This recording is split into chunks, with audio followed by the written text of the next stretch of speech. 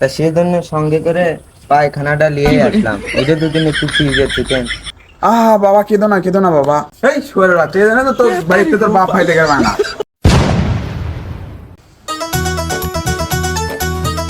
আসসালামু আলাইকুম চাচা, ভালো আছে? ওয়ালাইকুম আসসালাম বাবা, ভালোই আছি। তা বাবা তুমি কে, চিনলাম না তো।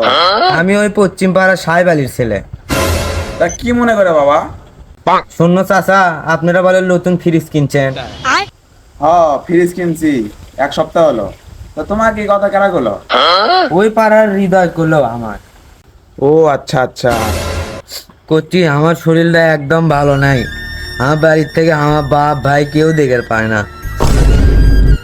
কাকা, আমার কেউ সহ্য করে পায় না কাকা। বাবা কেঁদো না বাবা। বলো বাবা, তোমার জন্য আমি কি করতে পারি?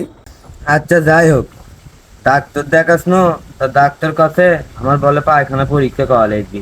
ও আচ্ছা, তা আমার আবার রাত 10টা ছাড়া পায়খানা লাগে না। ভালো। তা আমার বেশি পায়খানা দুদিন পরীক্ষা না হয়, ডাক্তার দিন আবার ঘুরে দিয়ে পাঠায়। তখন থেকে শুনলাম আপনারা নতুন ফ্রিজ কিনছেন, তা সেজন্য সঙ্গে করে পায়খানাটা নিয়ে আসলাম। এটা দুদিন ফ্রিজে থিতেন যাতে বেশি না হয়। আরাম দাদা, এই জন্য তোর কি তোর বাপ ভাই দেখে পায় না? ফ্রিজ কিনছি কি তোর ভূত হওয়ার জন্য? এই জন্য তো তোর বাড়িতে তোর বাপ ভাই দেখে পায় না। ভাড়া তুই আমার বাড়িতে ভাড়া হয় তা।